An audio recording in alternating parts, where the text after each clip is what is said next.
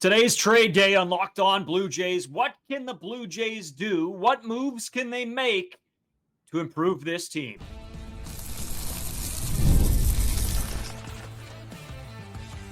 You are Locked On Blue Jays, your daily Toronto Blue Jays podcast. Part of the Locked On Podcast Network, your team every day. Welcome back to Locked On Blue Jays. Thank you for making Locked On Blue Jays your first listen every day. We are free and available wherever you get your podcasts and on YouTube, part of the Locked On Podcast Network, your team every day. You can start the season with a big return on FanDuel. New customers can place a $5 bet, and you'll get started with $150 in bonus bets if you win your first $5 bet. Visit FanDuel.com to get started. As always, I'm Braden Iwasco. He's Carter First. You can find us on Twitter, Braden5Iwasco. Carter First, too, as well on Instagram and TikTok at Locked On Blue Jays. And if you are new here to YouTube or you're listening anywhere else, make sure you hit the subscribe button. It really helps us, though, keeps us at the top of your page, lets you guys know whenever a video, a live stream, a short, anything like that goes live. So make sure you guys do hit that subscribe button. It's free. You might as well do it. As well, Discord link is in the description in case you guys want to talk Blue Jays with us any time of day. You can go and join that Discord as well. Please go donate to Movember. We cannot stress that enough. If you have anything, any possible change lying around, you have an extra $2.50 or $5, throw it over there. It really does make all the difference. In saying that, Carter, big day. We've sort of been teasing a trade episode for a while.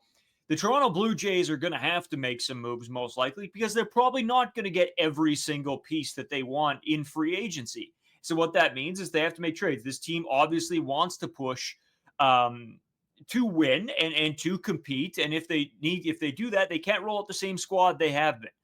In saying that, let's first, before we get into some of our trades that we've sort of come up with, let's talk about the prospects, because that's what the Blue Jays are going to be trading away, is prospects or guys with very little MLB experience. Carter, where do you want to start with the prospects? Who are some of the guys that you could see that the Blue Jays could look at to trade away? I'm just going to start with the positional players that would be in these prospect kind of categories here. So obviously the number one is Orelvis Martinez. He's the second-ranked prospect on the Toronto Blue Jays list. Then the rest of these I'm just kind of going to go over. Addison, Will Wagner. I got Spencer Horwitz in here. Obviously was eligible as a rookie last season. Jonathan Clase, Joey Loperfido, David Schneider, Leo Jimenez, and Alan Roden. I also threw in Josh Kasevich. He's the number 9 guy for the Toronto Blue Jays. When you look at this list here, when you look at these positions, it's a lot of shortstops, a lot of second base when you're going over it. Orelvis shortstop, Will Wagner second base, David Schneider second base, Leo Jimenez shortstop, Josh Kasevich shortstop. There's a great deal of middle infielders on the Toronto Blue Jays where you don't have as many outfielding prospects.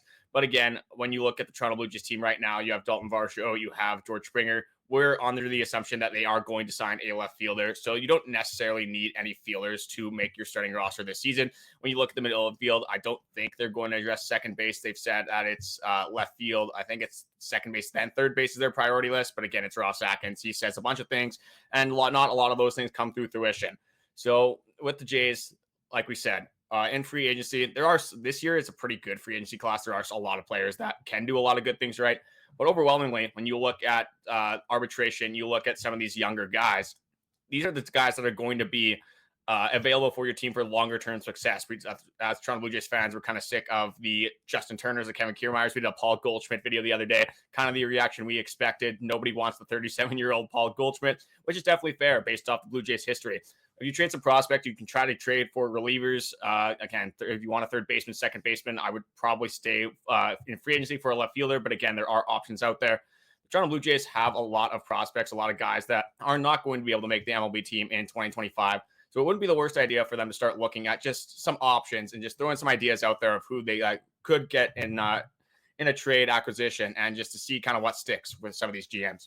Well, Carter, you know what? When I was mulling these trades over, sort of all of last night into today, when I got home, it was sort of top of mind of like, what are the Blue Jays realistically okay giving up? And I think, yes, we talked about some of the guys that you brought up, some of those positional players, and that's fair. I could completely see a lot of these guys, and if you take a look at the top 30 Blue Jays prospects, I think there is a lot of trade possibility here. I don't necessarily believe that the Blue Jays see their prospects, for the most part, as high impact players that are going to be huge guys that come in and make a difference. And that's sort of how the Blue Jays for a long time have looked at their prospect system. I mean, outside of obviously, your big three when they were coming up.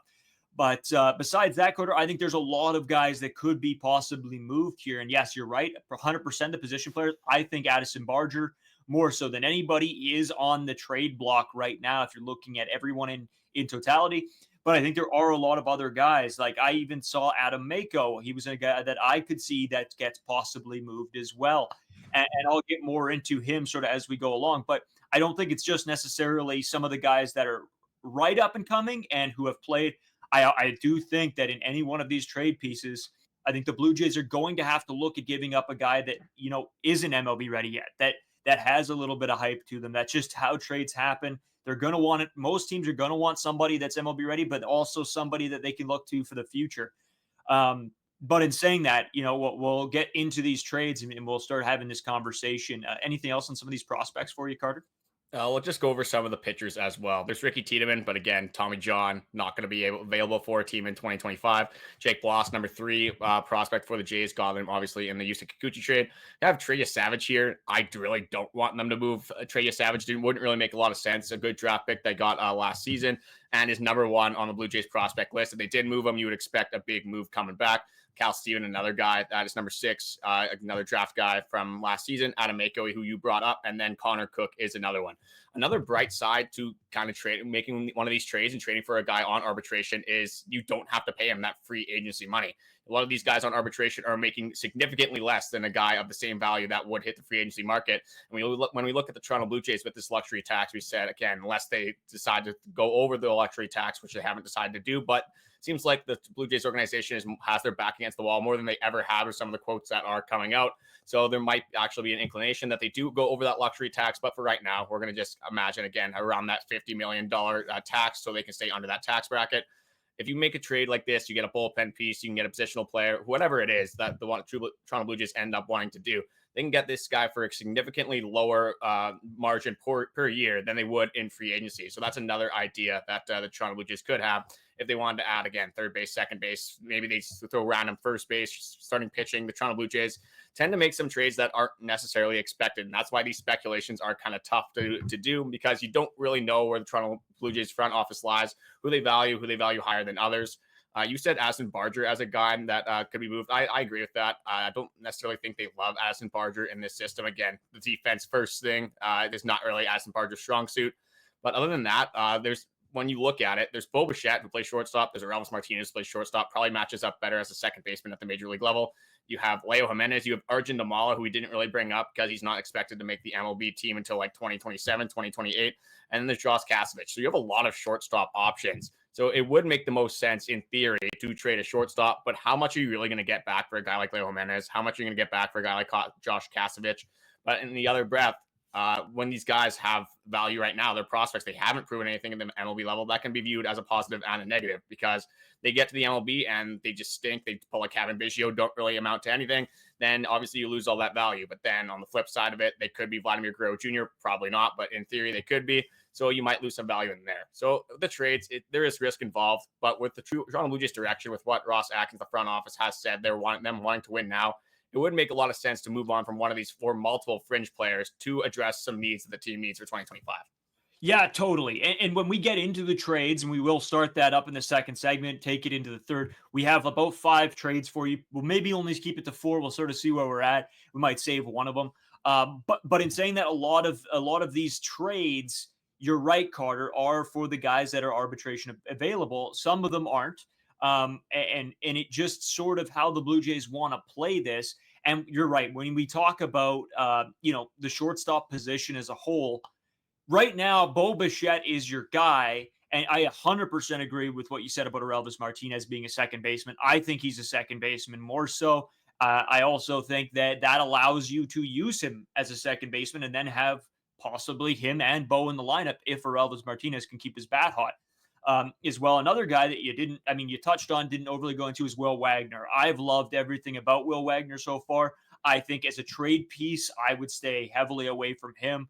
I think that kid's got potential. If I put my money on one guy to have a longevity, a long career in the MLB right now, I mean, again, way too early to speculate, but right now my bet would be on Will Wagner. I just love everything I've seen, how he just fit right in, and how he's, he can play second. He can move over to short. I don't think he's got the arm strength for third base, but I think he definitely could move over to short. I really like him. I think he's not going to be traded, but there are a lot of pieces here. And Carter, in saying that, I think let's dive right into these trades. I think we've talked about the prospects enough. Everybody probably have watched our prospect videos from the past. If you want to go check out, we sort of did a lot on the prospects around the trade deadline, everything like that. So you guys can go and take a look back at some of those for some of the guys we didn't necessarily talk about. But yeah, we'll take a quick break. We'll be right back, and we'll hit you guys with some of the trades that we've sort of cooked up here over the past couple days. Today's episode is brought to you by FanDuel. Get ready to tackle NFL action with FanDuel, America's #1 sports book, because right now new customers can bet $5, get $150 in bonus bets if you win. The FanDuel Sportsbook app gives you everything you need to place live bets on the NFL all in one place. So when you get a hunch in the middle of a game, you can check out the latest stats, view live play-by-play, and so much more on the same page where you place your bets. I'm telling you guys, this is one of my favorite things to do. I love being in the game, watching the game, being able to place my bets with how I feel and how I see the game going. Usually it works out. Sometimes when I place my bets before, it doesn't always turn out well because, I can't sort of ride the hot hand, as we always say on the podcast. Just visit FanDuel.com to join today. You'll get started with $150 in bonus bets if you win your first $5 bet. That's FanDuel.com. Never waste a hunch and make every moment more with FanDuel, an official sportsbook partner of the NFL. Well, Carter, we talked about it. It's time for us. I think we've been teasing a trade episode, I want to say, for like 3 weeks. It's been a while, but we want to get into it because there's a lot of free agent stuff going on right now. Sometimes it's like, wow, there's so much coming out that we can't necessarily take the time to dive into the trades, take a really deep look. But today, we were able to do that, really dive into it and see what we can come up with. If you don't mind, I'd like to kick things off here. Yeah, go for it. Thanks. I appreciate it. In saying this, you talked a lot about the guys on arbitration, the guys that, were able to, to sort of get used like that. And I hate to say used, but arbitration can be really good or it can be really bad for the player. So I sort of went a different direction. I took a look at Blue Jays needs. And in this scenario, I'm assuming the Blue Jays are going over the luxury tax. That is sort of where my head is at. It might not be by a ton, but I assume they will be, because the more and more I hear about all this, the more I think that they might. And I got to go, Carter, with Devin Williams from the Milwaukee Brewers. Now, I know what everybody's saying. Are the Brewers really going to move on from Devin Williams? Well, the Brewers declined a $10.5 million option on Williams to try to squeeze him for a few million in his final year of arbitration. And that's just not something that the Milwaukee Brewers, I think, and Devin Williams can do to, secure his position here. I don't necessarily believe that Devin Williams necessarily wants to stay as a Milwaukee Brewer. I think he would like to move on. It would be a huge piece for the Toronto Blue Jays, Carter, as, the whole, the bullpen just looks so bad. And we don't know the direction. And I think you could probably get him at that close to that $10.5 million mark. Now, don't get me wrong. I think it's a lot to spend on a reliever closer, but with the thought process of moving away from Erik Swanson, moving away from Jordan Romano, this would be such a key piece to bring in for this bullpen. I think to tie everything together, it gives you your stable closer that I think fans of the Blue Jays have wanted to see. And debatably, what happens with Romano, if he's done, he's done. And the Blue Jays got to figure out what to do. Because as much as I like Chad Green, I don't necessarily know if he can continually handle. I don't necessarily know if you want him as your final bullpen guy, your closer, the guy that can wrap up a World Series game for you. I think Devin Williams has all those properties. I think he's very, very strong. In this case, I don't think the return is insane. I think the Milwaukee Brewers are probably going to look at a somewhat of an MLB-ready guy, either, like a guy like Addison Barger, and then probably a lower prospect thrown in. And that's why I sort of brought up Adam Mako as well. for this one. I could see it being an Adamako, Addison, Barger package, something like that for Devin Williams. I think a Mako for me, Mako and Barger packaged together would be a little bit too much for a guy like Devin Williams, especially at that arbitration case. If this happens, Jordan Romano's gone. There's no way they have both Absolutely. of these guys with Jordan Romano at Absolutely. 7.75 and Devin Williams projected, I think you said 10.5 million. With the blow up that he had in the playoffs, Brewers fans don't really have the greatest taste in their mouth with Devin Williams, even though he is an unbelievable closer, was one of the best closers in all of 2024. So definitely an option for the Toronto Blue Jays. I would love to see it, obviously. We do need a high leverage reliever, and that's why we'll go into mine later on. But I do have one of my trades as a high leverage reliever as well, because it's so obviously a need for the Toronto Blue Jays. Again, we'll have to see what happens with the non-tenders, things like that. I think a lot of this bullpen stuff will depend on whether Erik Swanson, Jordan Romano, Zach Pop, Dylan Tate, some of those guys get non-tender, because they are going to have to bring reinforcements in. And if they do bring in Devin Williams, that's a pretty good place to start for a bullpen that was not very good in 2024. So I like that one actually from you. I'm going to go into mine here, and mine's a little bit different. Mine might strike some surprise in some people, but I have Alek Bohm. Third base is such a need for the Toronto Blue Jays, and you might think, oh, the Philadelphia Phillies are still trying to compete. Why would they want to get rid of Alek Bohm? They actually placed Alek Bohm on the trade block a couple days ago because he didn't play well in the playoffs, and then when he wasn't in one of the games, he had a little bit of a blow up on the bench, maybe burnt some bridges over there, and they just decided that, hey, if we can get something that we want back for Alek Bohm, that would be a good thing for our franchise. Alek Bohm, when you look at his arbitration, he's projected for around $8.1 million in arbitration. So that would allow you to get a guy like Juan Soto. If you're still involved with him, it would allow you to get multiple other guys. You want to get a Bregman, if you want to get Santander, like we talked about, Gleyber Torres, Ha-Seong Kim, whoever you want. This still gives you a very good option here. With Alek Bohm, just kind of going into some stuff from him. He's a UFA in 2027. Fits obviously the Toronto Blue Jays timeline for the win now stuff. And last year he slashed 280 with a 3.32 OBP, a 448 slugging with a 780 OPS, 15 home runs, and 97 RBIs. Doesn't strike out a lot. Only at 14.2%, and that's in the 92nd percentile. Was a lot worse after the All-Star break, but he can hit both lefties and righties. And Ross Atkins has said multiple times he doesn't want necessarily that typical power hitter. He wants something that can do it all, and I think Alek Bohm can do it all. Had a lot better of a defensive season as well. Previously, the last 3 seasons was not a very good defender, was a below average defender. This season had 5 outs above average, which was in the 87th percentile. That's, again, new to Bohm, but you hope that he can build on that if he went to the Toronto Blue Jays. 960 fielding percentage, 14 errors. Now, they probably have to give up a pretty penny for Alek Bohm.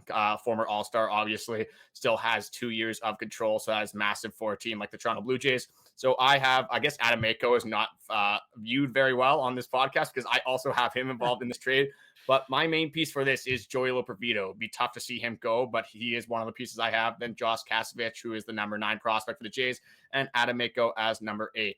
And like I said, third base, such a big need on this team. Do the Phillies want to do this? I'm not sure if they would like the return for that. We might have to throw in a little bit more, but Alek Bohm would be a very good fit for the Toronto Blue Jays team in 2025. Carter, I don't know how many years ago it was. Me and you were talking, and it must have been the first year when we moved out. And I remember bringing up to you how much I liked Alek Bohm and just the hype around him coming into the league. And I've been a fan ever since. So I 100% agree. I think this would be a great, great move. And I do think, yeah, you're probably going to have to give up maybe a little bit more is sort of where I'm leaning with that one. But I think the pieces that we're throwing in, again, I wouldn't miss a whole ton. I think if Alek Bohm comes in, I sort of forget about those guys. So I'm not too worried about it. And I think that would be a great trade for the Toronto Blue Jays as well. And Carter, I guess getting into my next one, I got to go with Jesus Luzardo, a guy that, sort of hasn't overly been on my radar, but I've seen a lot of outlets saying that this is a possibility for the Toronto Blue Jays. How do they like it? And a guy that's name's been thrown around a little bit. He was a bit of a harder. He was an absolute gas from the left side. He threw absolute heat. His velo dropped off last season about 1.5 miles per hour. But at the end of the day, he had a couple injury troubles. Only posted a 0.9 WAR coming off of 2 back-to-back seasons with a 2 and a 4. And his ERA this season just was not good. It was up to a 5. He had the 2 years prior, he had a 3.32 and a 3.58 from a hard-throwing lefty. I think that this the Blue Jays are they've talked about, getting another starter. I think if you want to get another starter, I think I wouldn't mind having a guy come from the left side. And I think you miss Yusei Kikuchi, not having him. And this is a guy that debatably could be better than Yusei Kikuchi, still young. Next season, he'll be 27 years old. There's a lot of potential here, and I don't think that the Blue Jays would have to give up as much as some of these other deals. And don't get me wrong, I don't think pitching is an absolute necessity. I've talked about that, the starting pitching-wise. But I think getting a lefty in there, and especially a hard-throwing lefty, would be a big piece. So, again, when I talk about what are the Blue Jays going to have to give up for them, I have to think that the Miami Marlins are going to want guys that are a little bit closer to MLB ready. So this is where I could see, and I hate to say this, but I think a guy like possibly Davis Schneider could be flipped. Maybe a guy like Addison Barger. I don't think the Jays move on from Orelvis Martinez as much as we've talked about him. I like him staying with the team. I don't want to see him go. And I don't necessarily know how much else prospect-wise from the top 20 that they would really have to throw in. I think this would be a 20 to 30 or maybe a 15 to 20, somewhere in their level of prospect that the Blue Jays would then throw in on top of either Davis Schneider. I don't think that it would be an Addison Barger plus a prospect. I think it would be an Addison Barger. But if it is Davis Schneider, maybe there could be some people that look at that and want an extra piece. Again, Davis Schneider is going to have to prove some stuff. We've talked about this year. But I just don't know where the room will be this season for Davis Schneider. So I think at the end of the day, this could be a spot where I see him getting moved. See, I like the player, but I don't necessarily like the fit for the Toronto Blue Jays. Again, you need a left-hander. I do like Jesus Luzardo. I think that would be a good addition for the team. But with the Miami Marlins, where they're at right now, I think this is going to turn into a massive bidding war. I don't think it's necessarily just going to be this Addison Barger trade. I think a lot of teams need a left-handed starting pitcher, and I think a lot of teams are going to be calling the Miami Marlins in spring training throughout the season and obviously at the trade deadline again. I don't necessarily see the Marlins moving on from Luzardo in the offseason unless the Blue Jays would blow them away with a move with some prospects, you name it. Again, MLB talent. Maybe they move on from a guy like Yariel Rodriguez, something like that. Don't necessarily see that happening. But you're right, the Miami Marlins probably don't want necessarily a guy that's going to be ready for 2027, 2028. I think they want maybe more of a bridge guy. Like again, Joey Loperfido would make sense here. Will Wagner would make sense. They want to move on from him. That's debatable. Again, like anyone that's kind of a fringe guy on the Toronto Blue Jays roster right now. Jonathan Clase would be another I'd throw in there. Josh Kastovich, who's supposed to be ready next year. Alan Roden, some of these guys. I think with this guy, there would be a huge betting war at the end of the year because there is multiple years of eligibility for this guy. They get a hold on to this guy for multiple years. So like that is huge, obviously. Paying this guy. I think he's still on arbitration for those next couple seasons. So that's also something to consider as well. And just the overall starting pitching argument. When you look at all these other positional needs, when you have Bowden Francis, Manoah coming back, Chris Bassitt, Kevin Gausman, Jose Berrios, and then you have Yariel Rodriguez, who's still kind of up in the air if he's going to be a bullpen piece or going to be in the starting rotation. And then a guy like Jake Bloss, who I would love to see next season. Again, you make this trade, you probably don't see Jake Bloss at all, and you kind of let him settle in AAA, get his feet under him. But I just think there's a lot of other moves the Toronto Blue Jays should be making rather than the starting pitching. Yeah, and I don't disagree. I just see where everything's leaning. The Blue Jays look like they are going to try and find a starting pitcher, somebody that is solid, that can be that 3-4 guy. That's just what some of the reports are saying. So I lent on that, and I was like, okay, I see what they're trying to do. Is there a better, cheaper option for a trade instead of maybe going and paying a guy a ton of money in free agency? This would be that solution.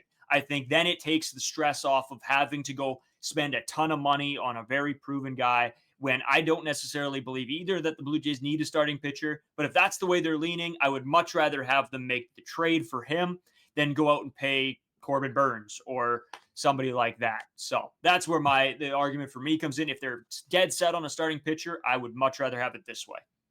Yeah, at the end of the day in free agency, it's not our money. So if the Toronto Blue Jays want to go over the luxury tax and much prefer Corbin Burns, obviously, over Jesus Luzardo, but it's just how realistic is that? Obviously, yes, like that's the big attribution, a big plus for the trades is that you don't have to pay these guys the pretty penny. You don't have to pay them the top dollar. but you're probably going to have to give up a fair amount in return. So yeah, like for me, it's just a positional need. I think with Jake Bloss, you got Trey Savage coming up, and you could also just default a year. You can wait one more season for other starting pitching. It's not necessarily a need this season. I get Chris Bassitt's coming off the books. You want somebody for the longer term, but especially with Jesus Luzardo being a UFA in 2027.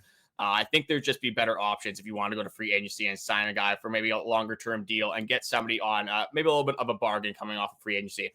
But we will have at least one more trade for you. I think we'll probably end off with that one trade. I do want to talk a little bit more about the prospects to end this off. So we're going to take a short break, and then I'll come back with you with my last trade.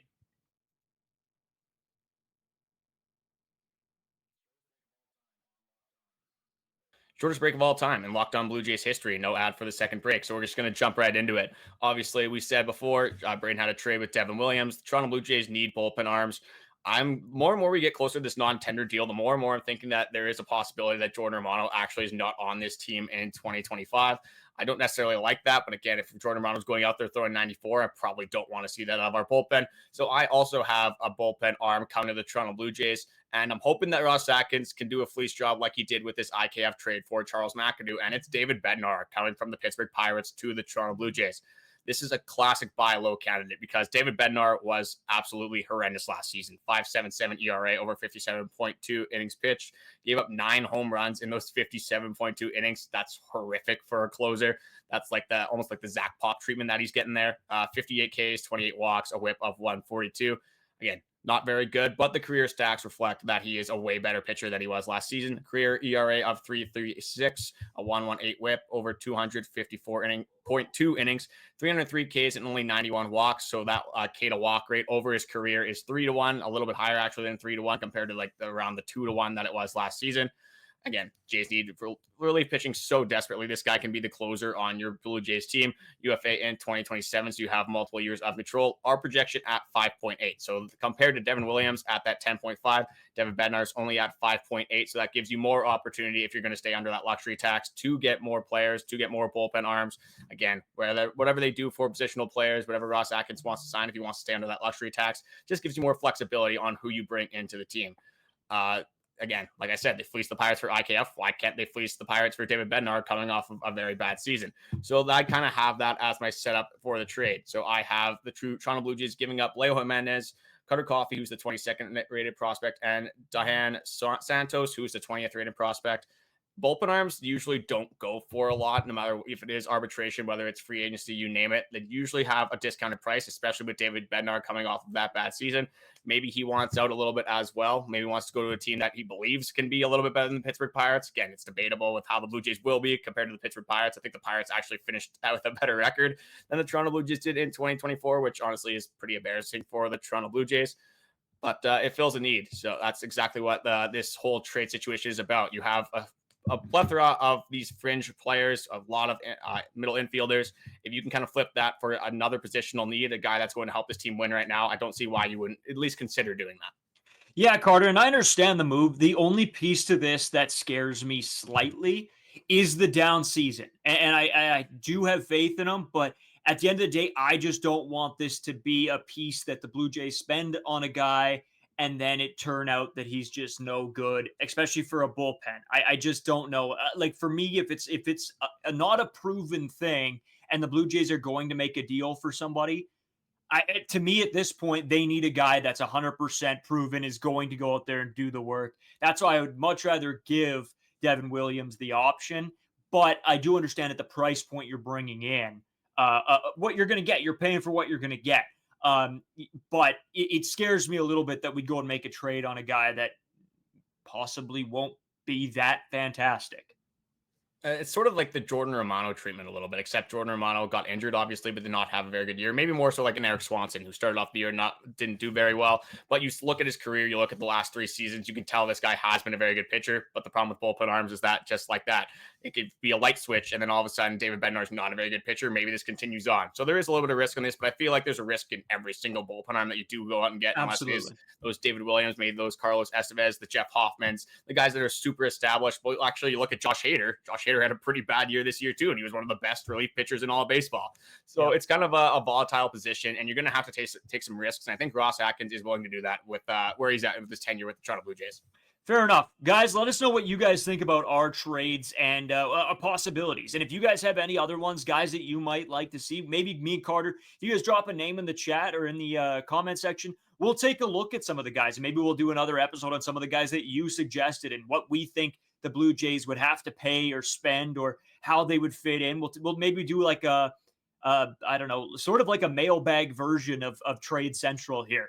I think that wouldn't be a bad idea for an episode. So if you guys got any ideas, leave them in the comment section. We'll maybe do this again sort of after free or, a little bit after free agency, see what the Blue Jays picked up and see what else they can do. We always appreciate you guys watching the episodes. Me and Carter, actually, we have like a super late beer league hockey game tonight, so we're ripping over to that. So have a great night. I'm going to be up till like 4 a.m. probably. Hey, Carter, before we get out of here, my man, anything else? I just got one more thing. I want to talk about just a little bit about the prospects. You kind of brought this up already. I don't know if this is like your one guy, but if there was one prospect, like you're just prospect talking this guy, you do not want this guy to get traded from the Toronto Blue Jays. Who's your guy? It's Will Wagner.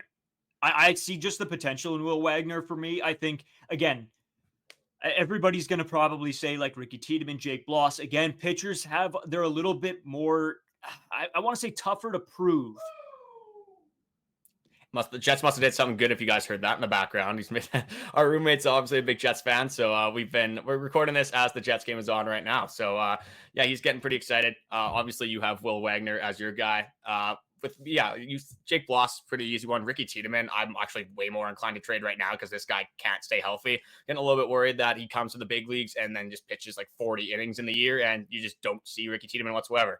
But for me, I'm on the Orelvis Martinez bus. I'm really high on this guy. I think he's gonna have a big year with the Toronto Blue Jays. Just the only negative thing with him is just, you got to stay away from the PEDs. He might find himself sniffing around in there. Hopefully not again, but it's a long time coming for a Toronto Blue Jays power bat from within. I guess it's Vladimir Guerrero Jr., so I guess it's not that crazy long. But Orelvis Martinez is that guy that can hit 25 home runs in a season. I think he can, maybe not this season coming up, but he can work up to that, maybe even be a 30 home run hitter. So Orelvis Martinez is my guy that I would like to protect. Yeah, and Orelvis Martinez is the power bat, right? That's who he is. Will Wagner is going to be the guy that's probably eventually a leadoff hitter on this baseball team. That's probably what you're looking at him for. Trying to hit those singles, hit those doubles, start the rallies. That's what you're probably hoping for. Good defense. We'll have to wait and see what comes out for Will Wagner. Again, haven't seen a ton from him. And they do need a leadoff hitter because George Springer is not running it back in 2025. Throw that guy in a pit. I'm done. The more and more I see and like, take a look at contracts and everything like that, I'm just like, oh, this one's killing the Blue Jays. It is killing them. Yeah, it's not ideal, not exactly what you want to see, but again, we'll talk about a lot of prospects, more trades coming up. Again, leave your comments on whether you agree with our trades, whether the what we're giving up is worth it, what the other teams are getting is worth it. Do you think they're actually realistic? Just anything in the comments, just about the trades, the free agency, whatever you have. Toronto Blue Jays questions, we're always inclined to answer those, whether it's on the podcast or in the comment section. Just want to say thank you guys for watching, and we'll talk to you guys again tomorrow.